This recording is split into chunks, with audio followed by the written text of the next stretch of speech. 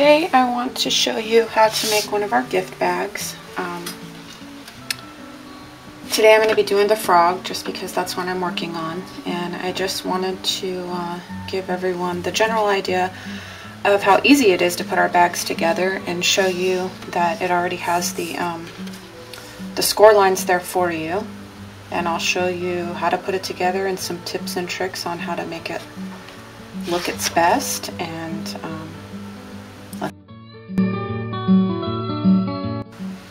okay, first of all I'm going to show you how to fold the bag. As you can see, I've already cut the pieces for the frog, and this is the bag that goes with it. You already have these pre-scored lines to show you where to fold. You can either use a ruler or not. Sometimes that's easier. And you can use a bone folder or not. It doesn't matter. I mean, it pretty much does really well. Some people like to go ahead and use the bone folder though. Now on these little pieces here, I don't know how easy it is going to be for me to show you. I fold them. This one needs to fold out. So I do that without going any further on the bag. And then these two just need to go in. And I don't even use the bone folder. I just kind of train them to get them to know which way to go.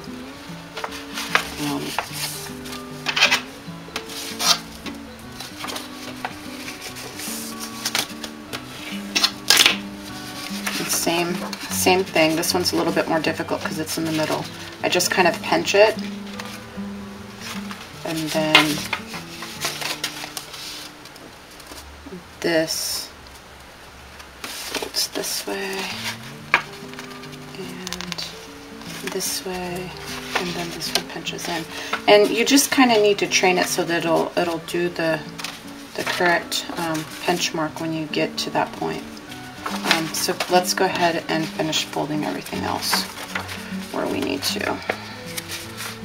Since this one is just cut with pattern paper for this gift bag and not cardstock, it's really simple, and I don't have to use the ruler. Sometimes with some of the cuts I'll use a ruler just so that I guide myself correctly.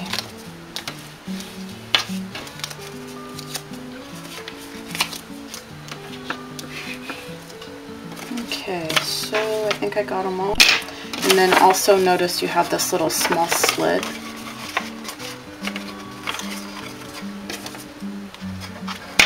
Stick in there. And that's where your top's going to fold into. Okay, so that is doing all of that.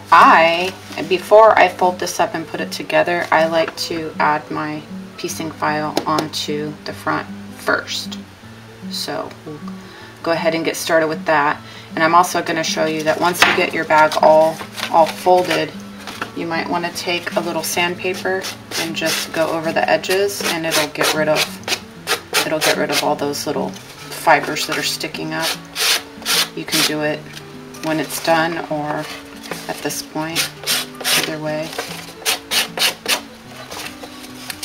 And it just helps to get rid of some of those little fibers.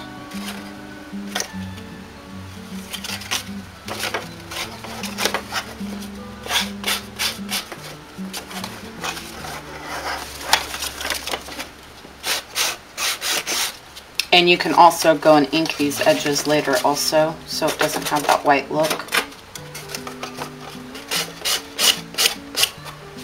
Okay, I think we got those all cleaned off.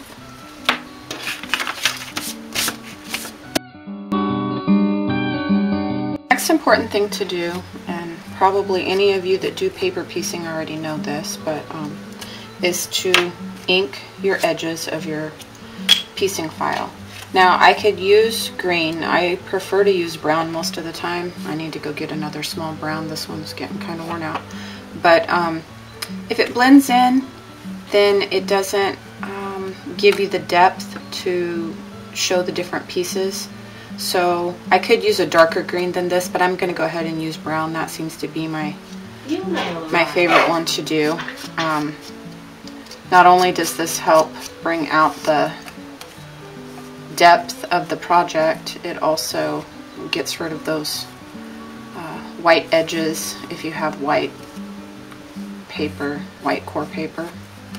But even if you're using a, you know, color cord paper that's the same all the way through, it looks good to do this, to ink the edges anyway, just to give the project depth. So when they're layered on top of one another, they are not just flat and laying there. It looks so much better.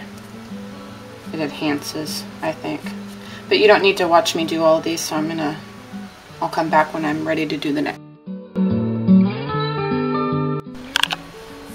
Okay, so I went back over the red pieces with some white chalk ink because the brown just wasn't showing up, and so I redid the red pieces with white around them. Okay, so after inking all your pieces, then we can start assembling the pieces onto the bag. I use some non-stick paper to go under here. Makes it simple for me. Okay, I use the Scotch Adhesive Quick Dry Glue.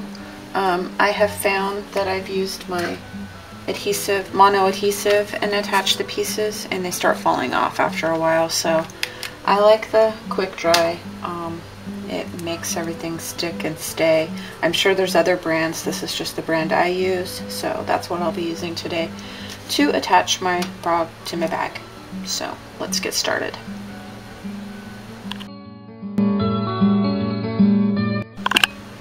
Okay, I'm going to start by doing the face. I'm just using a oval that I cut because that looks like it would be a good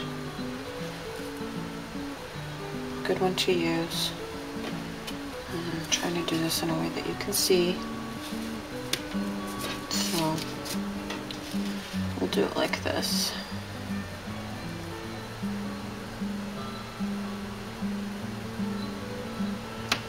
Okay, and I just take my black gel pen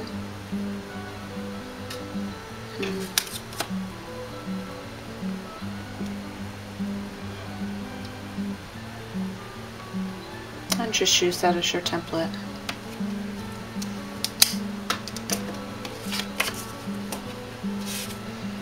You can use anything. A lot of times I use the cap off of my glue,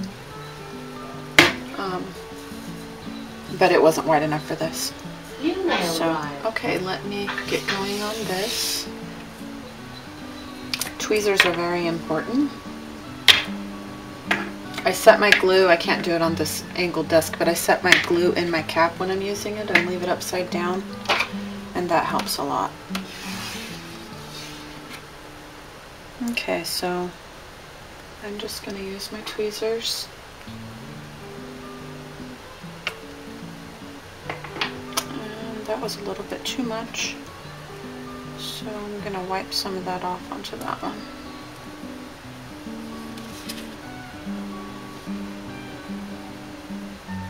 And just line up your little cute heart at the edge.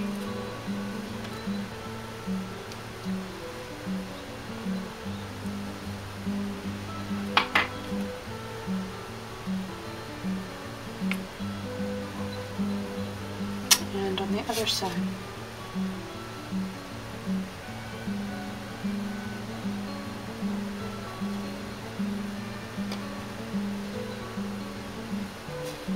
Okay.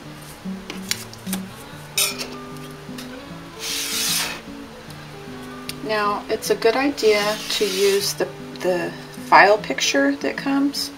I always have it on my computer screen while I'm working, because sometimes pieces need to be layered correctly, and if they're not layered correctly, then it doesn't come out looking like it should. Now, for the eyes,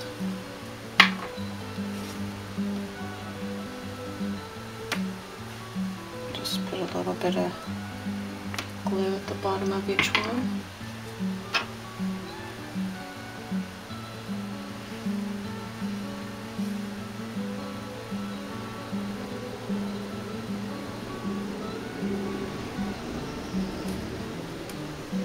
Oh, I should have my little paper down here so I'm not getting glue all over my desk.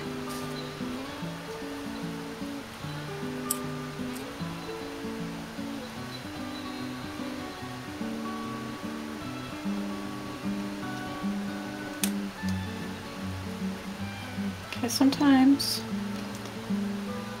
before the glue is dry, you can move stuff around just a little bit if it's not quite centered.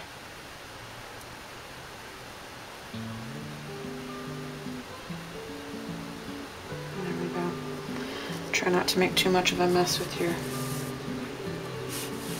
your glue, which I sometimes do and try to clean it up. Anyway, okay, so let's get the eyes in place. I'm just going to pick up the whole thing and glue the back.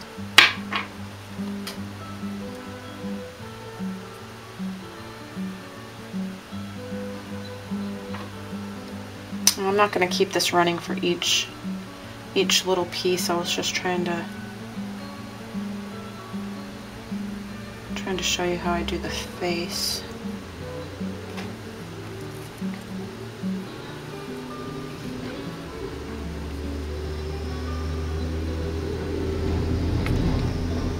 My glue's coming out a little bit thick, so try not to make too much of a mess.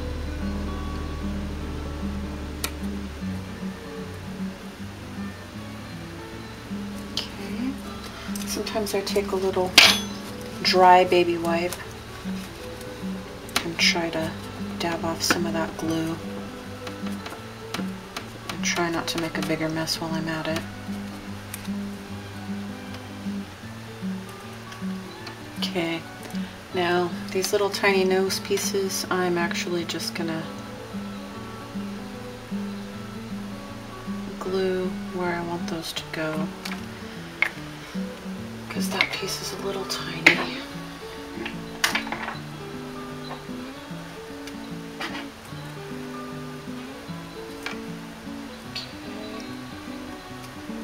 Little bitty pieces.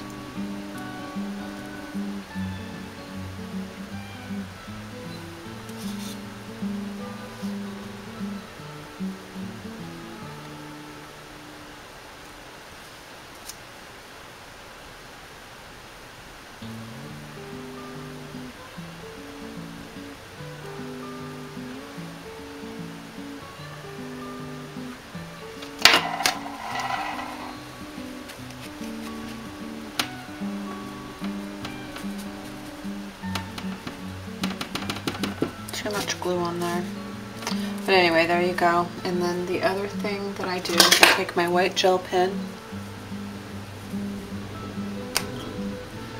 and I think on the frog I'm just gonna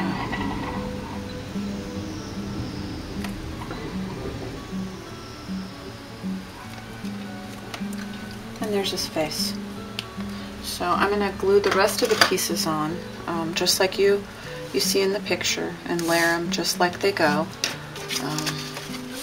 Just to give you an idea, I'm not going to sit here and show all of this.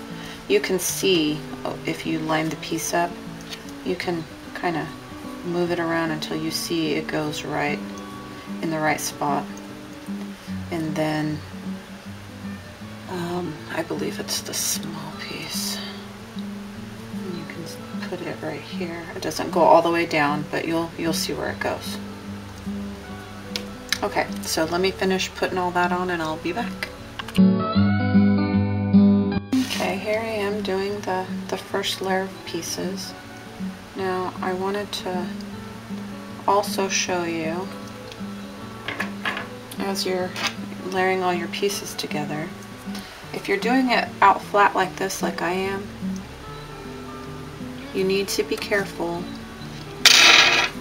that you don't put glue on your whole piece that's going to overlap the bag. Like right here, we don't want to glue that whole thing down, so be careful where you add your glue, because it will,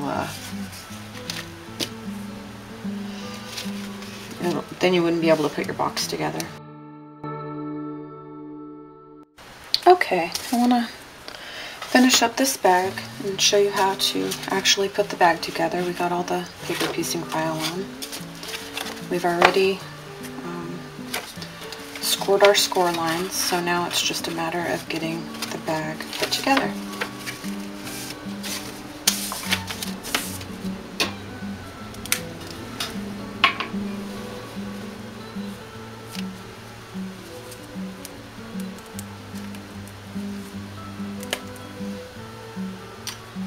Okay, big old glob of glue. Alrighty, so we're going to start by doing this piece here.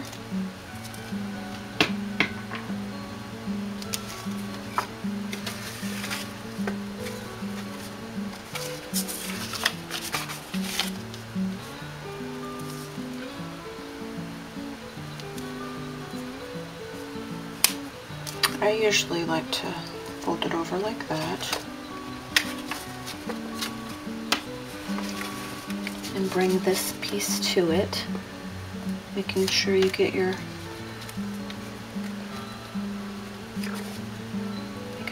it right up against the edge and get your fold marks lined up. Hold that for a second and let it dry.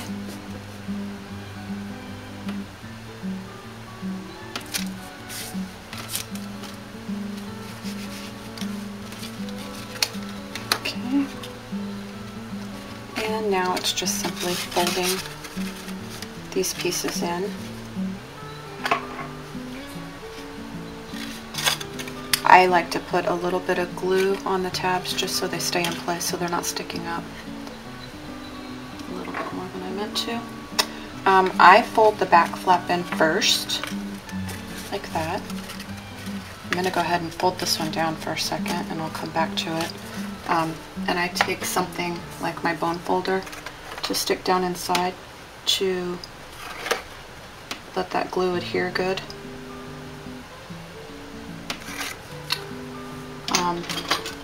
And the reason that I do the back flap first is so that it's a clean line when you have the box closed, so that the other flap isn't sticking up on top. Then we just glue this one down.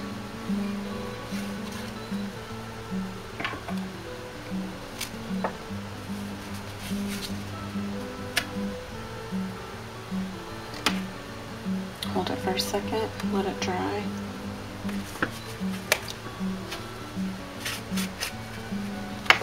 Okay, and that's all your gluing.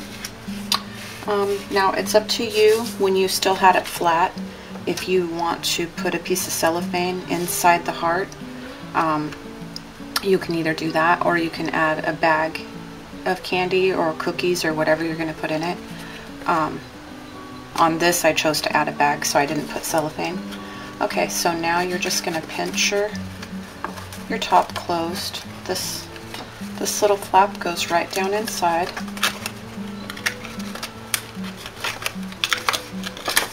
I have sticky glue fingers. And then this flap folds over, and there's a little slot to slide that right into to keep it closed, and there you go. Glue on my desk again. Oh, crash. Now I noticed I slid this one down a little bit further than I meant to. This is how it should actually look. So there we go. So I hope you enjoy making it. This one already has the candy in it and ready to go with the little bag. Very cute. Okay, that's it. Thanks for watching.